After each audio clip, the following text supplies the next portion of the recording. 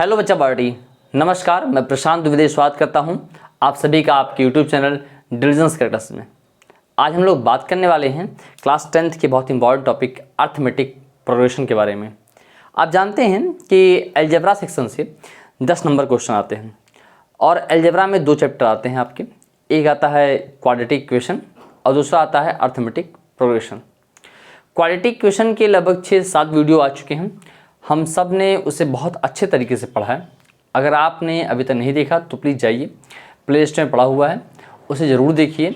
अब हम लोग बात करेंगे अलजेब्रा के हीट सेक्शन के 2nd चैप्टर अर्थमेटिक प्रोग्रेशन के बारे में। अर्थमेटिक प्रोग्रेशन स्टार्ट करने से पहले हम समझ लेते हैं सीक्वेंस क्या होता है और प्रोग्रेशन क्या होता है।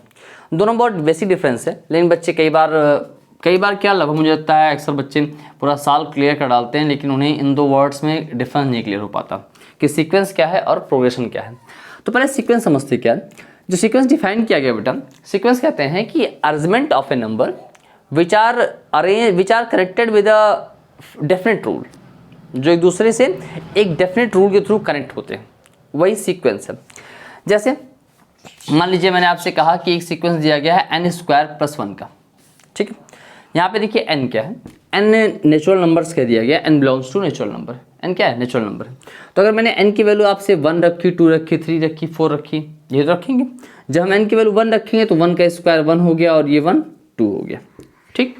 अगर n की वैल्यू मैंने 2 रखी तो 2 का स्क्वायर 4 हो गया, 4 और 1 कितना हो गया? 5 हो गया।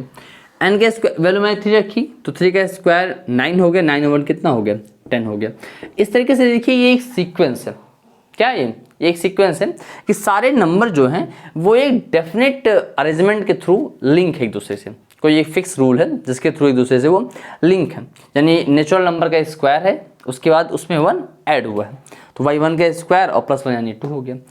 तो अब ये हो गया आपका सीक्वेंस, यानी आपका एक फिक्स रूल कर दिया गया, उसी रूल के हिसाब से चीज़ें अरेंज की गई हैं। लेकिन ये सीक्वेंस जो है वो प्रोग्रेशन कब होता है? सीक्वेंस प्रोग्रेशन तब होता है जब इनके बीच का डिफरेंस जो हो बराबर हो जाए। ये एक टर्म है, ये दूसरा टर्म है, ये तीसरा टर्म है। जब इनके बीच का डिफरेंस हमेशा कैसा हो? बराबर हो, यानी फिक्स्ड हो जाए। यानी ऐसे सीक्वेंस जिनके टर्म के बीच का डिफरेंस जो हो वो क्या हो? बराबर हो जाए, इक्वल हो जाए, हमेशा फिक्स्ड हो जाए, तो वो सीक्वेंस नहीं प्रोग्रेशन कहे जाते हैं, ठीक है। वैसे अर्थमेटिक प्रोग्रेशन कहते हैं हिंदी में समांतर श्रेणी। क्या बोलते हैं? समांतर श्रेणी बोलते हैं। तो समांतर श्रेणी मतलब समान अंतर पे जिनके टर्म हो वही होता है समांतर श्रेणी। जैसे अगर मान लीजिए मैंने एक सीक्वेंस लिया कि 3n + 2 का, क्या लिया? 3n + 2। एक सीक्वेंस है आपका n² + 1, मैंने आपको सारे टर्म दिखाए, 2 है, 5 है, 10 है। अच्छा ये बताओ क्या इन दोनों के बीच में जो डिफरेंस है वही डिफरेंस आगे भी है? भाई यहाँ डिफरेंस 3 का है, यहाँ डिफरेंस कितने का? 5 का है। तो यहाँ डिफरेंस इक्वल नहीं है, यहाँ डिफरेंस चेंज है, तो ये सीक्वेंस है। बट अगर यहाँ 3n + 2 वाले केस में देखें, n की वैल्यू अगर मैं 1 पुट करूँ तो पहला टर्म क्या आ जाएगा? 3 × 1 = 3 और 2, 3 × 1 = 3 और 2 कितना हो गया? 5। अब अगर मैं यहाँ पे 2 पुट करूँ तो 3 × 2 = 6 और 2 कितना हो गया? 8। अगर मैंने n की वैल्यू यहाँ 3 पुट की, 3 × 3 = 9, 9 और 2 कितना हो गया? 11। अगर n की वैल्यू मैंने 4 पुट की तो 4 × 3 = 12 और 12 2 कितना हो गया? 14। तो अब देखो यहाँ पे सबके बीच का डिफरेंस कितना है? यहाँ पे 3 का डिफरेंस है, यहाँ पे डिफरेंस कितने का है? 3 का है, यहाँ डिफरेंस कितने का है? 3 का है, ठीक है।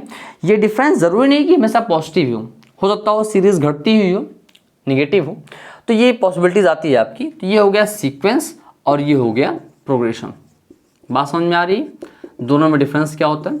प्रोग्रेशन में पहले टर्म और दूसरे टर्म, यानी जो अगले आने वाले टर्म होगा, जो प्रोसीडिंग टर्म होगा, उसके बीच का डिफरेंस हमेशा बराबर होगा। हर बार जो डिफरेंस पहले 2 टर्म के बीच में होगा वही डिफरेंस आखिरी 2 टर्म या तीसरे टर्म चौथे टर्म के बीच में होगा, यानी हमेशा डिफरेंस कॉमन रहेगा, इसलिए उसको कॉमन डिफरेंस बोलते हैं, ठीक।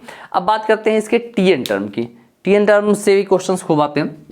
जैसे ये अगर मान लीजिए कोई प्रोग्रेशन दिया गया है और उसमें से आपसे कहा गया उस प्रोग्रेशन का कुछ डेफिनेट टर्म कहा गया कि 10th टर्म फाइंड कीजिए या 11th टर्म फाइंड कीजिए, तो उससे फाइंड करने के क्वेश्चन आते हैं। या 10th टर्म 11th टर्म या ऐसे टर्म दे दिए गए और आपसे कहा गया उसके बीच का डिफरेंस फाइंड कीजिए, तो वैसे भी क्वेश्चन खूब बनते हैं। चलिए पहले समझते हैं।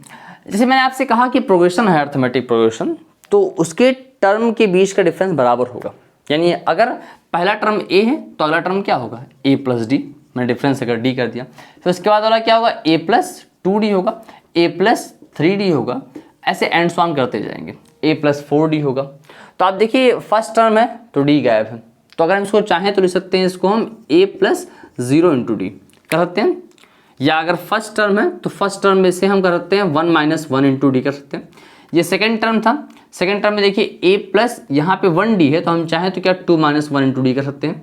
ऐसे अगर इसको देखें तो यहाँ पे ए प्लस 3 माइनस 1 इंटू डी कर सकते हैं। तो ये एक तरीके का जनरल फॉर्म है। आप गौर समझिए, अगर हमें सेकेंड टर्म फाइंड करना था तो हमने सेकेंड माइनस 1 किया, तभी हमें यहाँ पे 1d मिला। तो इस तरीके से इसका जनरल फॉर्म जो होता है बेटा, मैं बहुत डीप नहीं जा रहा हूँ क्योंकि डीप जाने के में टाइम आपका वेस्ट होगा। जनरल फॉर्म होता है a plus n minus 1 into D का, ठीक है, ये इसका जनरल फॉर्म है। अब इस तरीके से आप इसको हम tn भी कहते हैं कि मान लीजिए आपको nवा टर्म फाइंड करना हो, nth टर्म फाइंड करना हो तो आप tn लिखते हैं। इसको कई बार an लिखा जाता है, यानी nth टर्म फाइंड करना है आपको, तब भी कह सकते हैं इसको। या इसको कई जगहों पे L भी कहते हैं। मान लीजिए सीरीज n पे जा खत्म हो रही तो आपका लास्ट टर्म भी होता है, यानी L इज इक्वल टू होता है आपका a plus n minus 1 into D. इसी को आप tn भी कहेंगे, इसी को आप an भी कहेंगे, ठीक है। चलिए अब बात करते हैं इसमें कुछ और क्वेश्चंस की कि कैसे और क्वेश्चंस पूछे जाते हैं।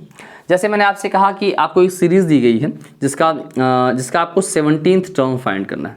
कौन सा टर्म फाइंड करना है, 17th। अब मान लीजिए मैंने आपसे कहा कि ये 5 है और 9 है और फिर 13 है एंड सो ऑन, ठीक। अब इसे कौन सा टर्म फाइंड करना है, 17th टर्म, 17वां पद फाइंड करना है, यानी आपको T17 फाइंड करनी है। क्या फाइंड करना है, T17। तो देखिए ए क्या है, ए होगा आपका फर्स्ट टर्म जो आपका पहला टर्म है 5। डी क्या होगा, difference, common difference. Common difference निकालते समय हमेशा सेकेंड टर्म में से फर्स्ट टर्म माइनस करेंगे, ध्यान रखिएगा। अगर मान लीजिए यहाँ पे 9 है, 9 में से 5 माइनस करेंगे तो कितना आएगा, 4 आएगा। अगर ये सीरीज ऐसी रही होती कि 13, 9 और 5 ऐसे रही होती तो क्या करते आप, 9 माइनस 13 करते, यहाँ लिखते -4। क्या लिखते भाई, -4 लिखते। तो ये हो गया आपका सीरीज। तो ए हो गया, डी हो गया। अब यहाँ से 17 चाहिए तो T17 कैसे फाइंड करेंगे भाई, तो T17 फाइंड करने का फॉर्मूला वही कि a plus n minus 1। n क्या होता है, n मतलब वही टर्म जिसकी बात हम यहाँ पे कर रहे हैं, जिस टर्म की, इंटू डी। तो a की वैल्यू हो गई 5 और 17 माइनस 1 यानी कितना हो गया 16, और d की वैल्यू हो गई 4। तो कितना हो, 16 4 जा 64 और 5 कितना हो गया 69। तो ये हो गया आपका T17, यानी इस सीरीज़ का जो 17th टर्म होगा वो कौन होगा, 69 होगा। तो इस तरीके से आपका पहला क्वेश्चन बनता है आप TN पे, ठीक है।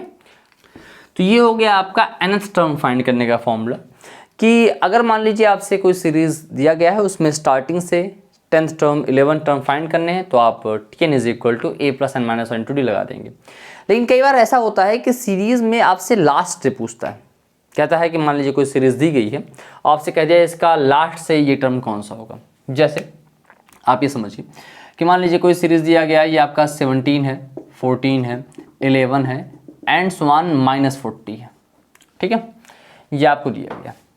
तो अब आपसे कह दिया गया कि इसमें find 7th term from last. कहाँ से फाइंड करना है, लास्ट से फाइंड करना है। यानी अभी तक देखो जो हम कर रहे थे काउंटिंग, मान लीजिए हम थर्ड टर्म करते तो first term, second term, third term find करते, तो वहाँ हम Tn लगाते a plus n minus into D. लेकिन यहाँ पे हमें लास्ट से फाइंड करना है, लास्ट से कौन सा, 7th टर्म फाइंड करना है। तो फ्रॉम लास्ट अगर हम कहें तो फ्रॉम लास्ट, अगर आपको लास्ट से फाइंड करना हो बेटा तो उसके लिए nth टर्म का फॉर्मूला होता है बेटा, nth टर्म, जो nth टर्म का फॉर्मूला है। अगर आपको लास्ट टर्म दिया गया है तो चीज़ें वही पलट दीजिए, जैसे वहाँ पे आप a प्लस कर रहे थे वैसे यहाँ l माइनस कर दीजिए। वहाँ पे a स्टार्टिंग में था, यहाँ आप लास्ट से कर रहे हैं तो l minus n minus 1 into D, ये कर दीजिए, ठीक है। बस इतना सा काम कीजिए कि आप करना क्या है कि आपको जैसे वहाँ पे Tn is equal to a plus n minus 1 into d था, वही सेम काम यहाँ हो जाएगा। nth term from the last is equal to l minus n minus 1 into d. देखिए वो सीधी सी बात है, अब सीरीज पलट चुकी है, ठीक। तो देखिए होगा क्या यहाँ, ये हो जाएगा l लास्ट टर्म कौन है, -40 दिया गया है, माइनस n मतलब कौन सा टर्म, 7th, तो 7 माइनस 1, और d डिफरेंस कितने का है, डिफरेंस कितने का भाई? अब देखो ध्यान से, यहाँ डिफरेंस है आपका 17 में 17 बाद क्या हुआ? 14 हुआ है। तो यानी सीरीज जो है वो घटती हुई है, डिक्रीजिंग सीरीज है। कितना सीरीज घट रहा है? 3, -3 का है। तो डिफरेंस कितने का हो गया? -3 का हो गया। अब ये सॉल्व कर लीजिए, -40 हो गया और यहाँ बचा 6 और माइनस माइनस प्लस, तो 6 3 18, यानी आपका ये टर्म बचा -22। बचा कि नहीं बचा? तो यानी लास्ट से अगर आप चाहते हैं कि 7th टर्म क्या होगा तो क्या हो जाएगा आपका? वो हो जाएगा -22। ठीक, बात समझ में आ रही है? ये तो हो गया तब का जब आपको लास्ट टर्म दिया गया हो। अच्छा, कई बार ऐसा होता है कि लास्ट टर्म नहीं दिया जाता, जैसे उस पर भी एक क्वेश्चन देख लीजिए कि आपको लास्ट टर्म ना दिया हो, तब कैसे आप लगाएंगे? जैसे यहाँ पे लास्ट टर्म दिया था तो आपने ये फॉर्मूला रख दिया कि L - n-1 × t, ये रख दिया। ठीक है, जैसे मान लीजिए दिया गया है कि there is 20 term in series. आपको यहाँ पे इस सीक्वेंस में 20 टर्म दिए गए हैं। ठीक है, चलिए मान लीजिए मैंने जो आपको टर्म दिया वो आपको दिया गया है 18, 22, 26 एंड सो ऑन। ये आपको सीक्वेंस दिया गया, 18 दिया गया, 22, 26 ऐसे दिया गया, आपको सीक्वेंस दिया गया है। और इसमें आपसे कह रहे हैं कि 20 टर्म है। कितने टर्म है? 20 टर्म दिए गए हैं। तो आपसे कह रहे हैं फाइंड 5th टर्म। कौन सा टर्म फाइंड करना है? 5th टर्म फाइंड करना है, लेकिन कहाँ से? From last. कहाँ से फाइंड करना है? लास्ट से। अब यहाँ पे थोड़ी दिक्कत होगी, अब यहाँ थोड़ी समस्या होगी, क्योंकि पहले आपको यहाँ पे लास्ट टर्म दिया नहीं गया है। तो इसके 2 तरीके हैं। एक तो ये है कि आप पहले लास्ट टर्म फाइंड करें और फिर लास्ट टर्म से, तब जैसे हमने पहले किया था वैसे कर लीजिए, लास्ट टर्म निकाल लीजिए तो L - n-1 × d कर लीजिएगा। या इसका एक तरीका और भी है, इसके लिए आप ये कर सकते हैं, बहुत सिंपल सी बात है कि अगर आपको Tn फ्रॉम लास्ट करना है, यानी लास्ट से आपको कोई टर्म फाइंड करना है, तो हम कर सकते हैं कि A + m - n × d। अब यहाँ पे एक टर्म आपका और आ गया m। m क्या है? m = होता है नंबर ऑफ टर्म, कितने टर्म उसमें दिए गए हैं। ठीक है, और n जो है वह nth टर्म है ही। जैसे यहाँ पे कितने टर्म दिए गए हैं? 20 टर्म दिए गए हैं। कितने टर्म हैं? 20 टर्म है। तो यहाँ से बेटा m की वैल्यू कितनी हो जाएगी? वो हो जाएगी 20। और a की वैल्यू क्या है? a है आपका फर्स्ट टर्म, तो फर्स्ट टर्म कौन दिया गया? फर्स्ट टर्म है आपका 18। और n मतलब कौन सा टर्म आपको फाइंड करना है? कौन सा टर्म फाइंड करना है? 5th टर्म, तो ये 5 हो गया। और d कितने का है बेटा? 4 का है। बाई डिफरेंस यहाँ कितने का? 4 का है। तो इस तरीके से आप इस पर रख सकते हैं। जैसे अब यहाँ से मैंने कहा कौन सा टर्म फाइंड करना है? 5th टर्म, तो यहाँ लिखेंगे आप 5th टर्म फ्रॉम लास्ट। कहाँ से फाइंड करना? लास्ट से। a + m - n, तो a + a की वैल्यू कितनी होगी आपकी? 18 और प्लस m - n, m की वैल्यू कितनी है? 20 माइनस n की वैल्यू कितनी है? 5। अब इंटू d, डिफरेंस कितने का है? 4 का है। ठीक, अब यहाँ सॉल्व कीजिए, ये हो जाएगा 18 और प्लस यहाँ कितना बचा? 15, 15 4 जा 16 और ये आपका आ गया 78। ठीक है, तो इस तरीके से भी आप कर सकते हैं। ये आपका सेकंड टाइप हुआ जब आपसे लास्ट से पूछता है। ठीक है, लास्ट से अगर पूछेगा, लास्ट टर्म दिया रहेगा तो आपका फॉर्मूला होगा वही वाला कि L - n-1 × d का। और अगर ये लास्ट टर्म ना दिया गया हो, आपको नंबर ऑफ टर्म दिए गए हैं, तो आप ये लगाएंगे A + m - n × d। ठीक है, आई थिंक आपको समझ में आ रहा होगा अच्छे से। क्वेश्चन बनते हैं इस पर। चलिए अब थोड़ा सा और आगे बढ़ते हैं। अब समझते हैं कि जब आपको 6th टर्म 8th टर्म दिया रहता है, उसके बाद कैसे चीज़ें फाइंड करते हैं। इसी Tn पर एक क्वेश्चन और बनता है। जैसे दिया गया आपको कि if the 8th term of an AP is 31, किसी सीरीज़ का जो 8th टर्म है वो 31 दिया गया है, and 15 term is 16 more than it's 11th term, और जो 15th टर्म है वो 11th टर्म से 16 ज़्यादा है, 16 ज़्यादा है। जब ध्यान समझिए कि इसको आप कैसे यूज़ करते हैं। जैसे अगर मैंने आपसे कहा कि आपको एकदम स्टार्ट करते हैं कि पहला कंडीशन दिया गया है कि 8th term of AP is 31, तो उसने कहा 8th टर्म यानी T8 = कितना दिया गया? 31। अब T8 में क्या आएगा? T8 मतलब क्या होगा? A + n - 1 × d होता है। ये होता है ना a plus n minus n to d. N की वैल्यू यहाँ 8 है तो 8 माइनस 1 कितना हो जाएगा, a plus 7d is equal to 31 हो गया। अब आपके पास ये पहला इक्वेशन मिल गया, इसको ऐसे छोड़ दीजिए, a plus 7d is equal to 31। अब दूसरी कंडीशन देखिए क्या कह रहा है आपसे यहाँ पे। दूसरी कंडीशन में आपसे कह रहा है कि 15th term is 16 more than 11th term, यानी उस सीरीज का जो 15 टर्म है, यानी कौन, T15। कौन है भाई, T15 है। T15 जो है वो इसके 11th टर्म से 16 जाता है, तो T11 और प्लस 16। ठीक, अब देखिए ये क्वेश्चन 2006 में पूछा गया था। अच्छे क्वेश्चन, ऐसे क्वेश्चन बनते हैं, ध्यान समझिए। करना क्या है कि आपको T15 जो है वो T11 से 16 ज़्यादा है, तो शांति से हमने इक्वेशन बना दिया जैसा क्वेश्चन ने कहा।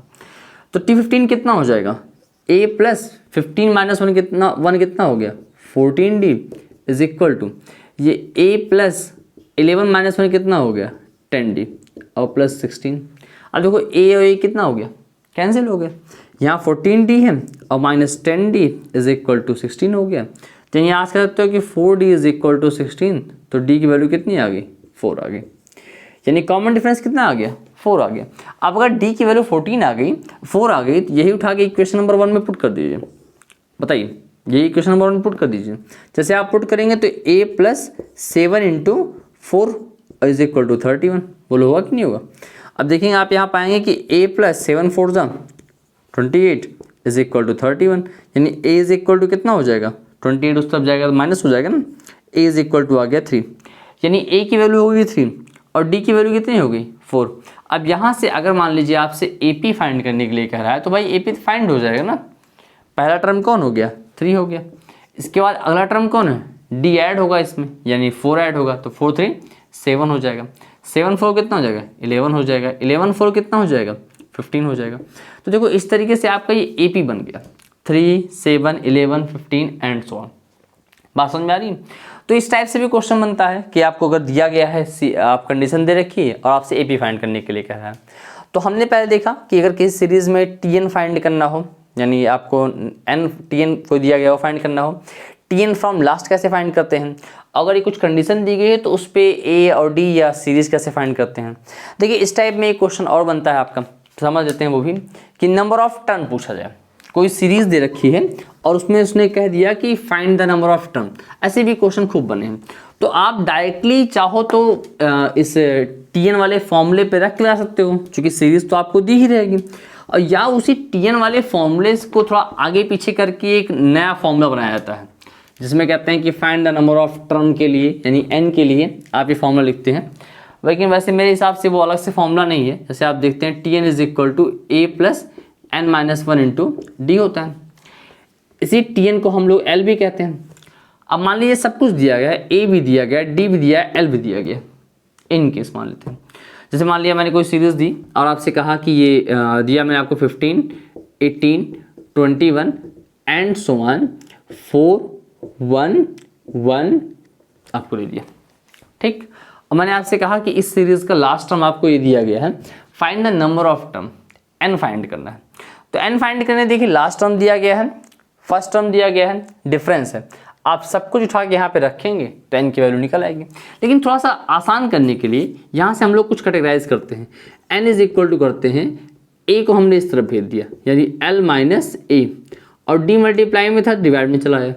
ठीक, और यहाँ 1 माइनस में तो इस तरफ आके प्लस हो गया। तो n इज इक्वल टू हम डायरेक्ट लिखते हैं l minus a by d plus 1। तो मतलब कभी भी अगर ऐसे क्वेश्चंस की जरूरत पड़े तो आपको ये ट्रांसफर करने वाली नौटंकी ना रहे। आप इसको एज ए रिजल्ट याद रखिए कि n is equal to l minus a by d plus 1। अब देखो यहाँ पे l क्या है, l हो गया आपका 4 1 1 माइनस a क्या है, a आपका फर्स्ट टर्म यानी 15 बाई डी, डिफरेंस कितने का है 3 का है, और प्लस 1। बात समझ में आ रही है। l minus a by d plus 1 कर दिया, तो n इज इक्वल टू कितना हो गया, जब यहाँ माइनस करेंगे तो ये आपका हो जाएगा 396 और बाई 3 और प्लस 1 हो गया। कैंसिल कर दीजिए, n इज इक्वल टू हो जाएगा 3 1 जा 3 3 3 जा 9 और 3 2 जा 6 और प्लस 1, यानी n की वैल्यू कितनी आ गई, n इज इक्वल टू हो गया 133। बोलो, यानी इस पूरे सीक्वेंस में कितने टर्म होंगे, 133 टर्म होंगे। बात समझ में आ रही नहीं आ रही। तो इस तरीके से आप चीज़ों को अरेंज करते हैं, ऐसे भी चीज़ें, ऐसे भी क्वेश्चन आपसे पूछे जाते हैं। ठीक, चलिए अब बात करते हैं। हम लोगों ने देखा कि इस बेसिक जो टॉपिक थे, कैसे आप टीएन फर्स्ट फ्रॉम लास्ट और नंबर ऑफ टर्म कैसे फाइंड करते हैं। हम बात करेंगे एसएन की, कि मतलब सम ऑफ टर्म का फॉर्मूला क्या होता है, और उस पर एक दो क्वेश्चन देखेंगे। तो ये पूरा टॉपिक जो है, यानी चैप्टर के जितने भी इंपॉर्टेंट की पॉइंट थे वो सारे हो जाएंगे, और फिर उसके जो इंपॉर्टेंट क्वेश्चंस हैं आने वाली वीडियोज़ में हम लोग उसे कवर करेंगे। चलिए देखते हैं। सम वाले फॉर्मूले की बात की जाए तो समेशन के लिए इन्होंने दो फॉर्मूला दे रखा है कि S n is equal to n/2 bracket में 2a plus n-1 into d, एक फॉर्मूला दे रखा है। और इसी यहाँ दूसरा दे रखा है कि n/2 ब्रैकेट में 2a को a प्लस ए करके, तो अगर इसको a प्लस ए करेंगे तो आप देखिए ध्यान से a प्लस ए और प्लस n-1 इंटू डी रहने दिया जाए, तो ये इतना हो जाएगा l यानी लास्ट टर्म, और a ऐसे ऐसे रह जाएगा, तो ये हो जाएगा a प्लस एल।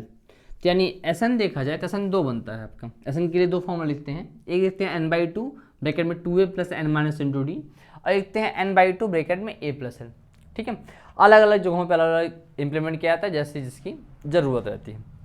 देखिए अगर इस पर बेसिक सा क्वेश्चन एक किया जाए, वैसे इस टाइप से क्वेश्चन बहुत कम आते हैं कि मान लीजिए आपको दिया गया है 3 है, फिर आपको दे दिया 5 दे दिया 7 दे दिया एंड सो ऑन, आपको 20 टर्म दिए गए, 20th टर्म दिया गया, आपसे कह दिया गया फाइंड द सम, आपको सम फाइंड करना है। तो सीधी सी बात है भाई, आप इसी फॉर्मूले पर रख दीजिए, आपका सम आसानी से आ जाएगा। यानी S20 इज इक्वल टू कितना हो जाएगा n/2 यानी 20/2 हो गया, और 2 इंटू ए की वैल्यू कितनी हो गई 3 प्लस n-1 यानी 20-1 कितना हो गया 19, और डी की वैल्यू कितनी है डिफरेंस आपका 2 का। तो अब ध्यान से देखिए यहाँ बचा कितना 10 बचा, और 3 2 जा 6 और 19 2 जा कितना हो गया 38, तो 6 प्लस 38 हो गया, और यहाँ कितना बचा 6 प्लस 38, आप इसको ऐड करेंगे तो हो जाएगा 44 इंटू 10 यानी 440 हो गया। बोलूँगा तो इस टाइप से एक पहला क्वेश्चन बेसिक सा बनता है इस समेशन के फॉर्मूले पे लेके, लेकिन वैसे ऐसे क्वेश्चन बहुत कम पूछे जाते हैं। ठीक, अब देखिए क्वेश्चन पे कैसे पूछे जाते हैं, ज़रा बड़ा इंपॉर्टेंट क्वेश्चन है, देखिए कैसे पूछा जाता है समझिए।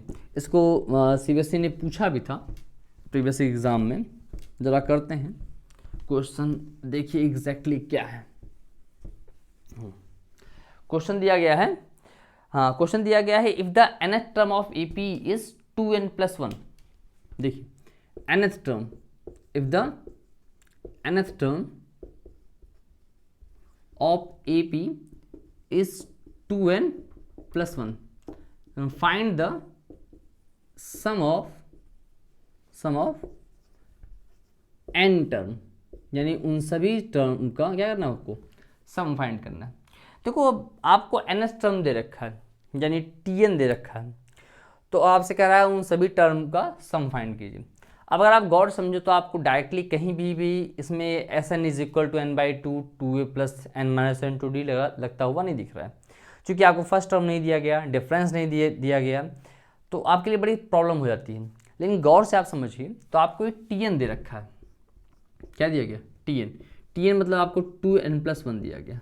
ठीक, याद कीजिए मैंने आपसे कहा था इसको आप Tn लिखते हैं, L लिखते हैं या फिर An लिखते हैं। तो अगर मैं इसको A1 करूं यानी पहला टर्म बांधूं तो पहला टर्म क्या हो जाएगा, ये हो जाएगा 2 इंटू 1 प्लस 1, यही तो होगा।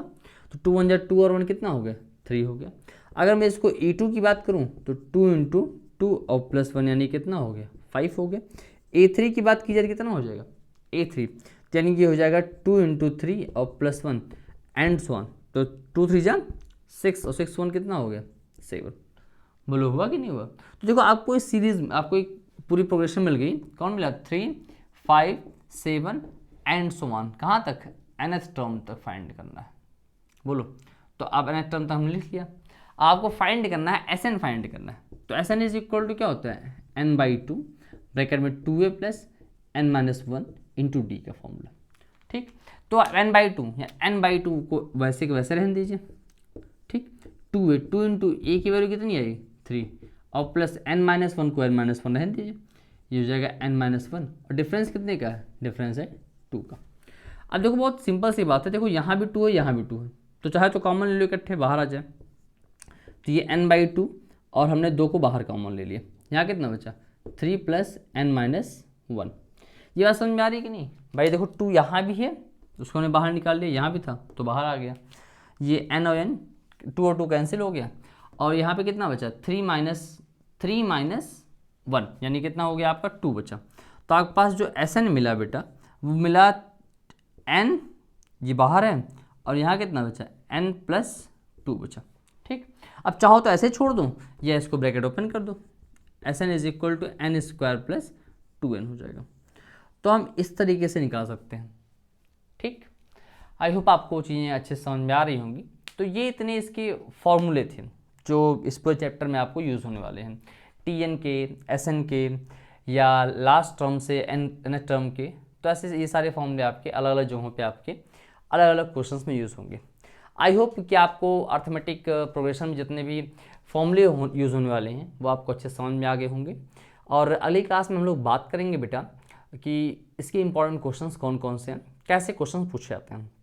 देखिए फॉर्मूला बहुत ईजी है, कॉन्सेप्ट भी ईजी है। इसमें क्वेश्चंस प्रूविंग वाले खूब आते हैं और खूब बजा बजा के भी आते हैं, बहुत कंफ्यूज करते हैं आपको, बहुत प्रॉब्लम क्रिएट करते हैं।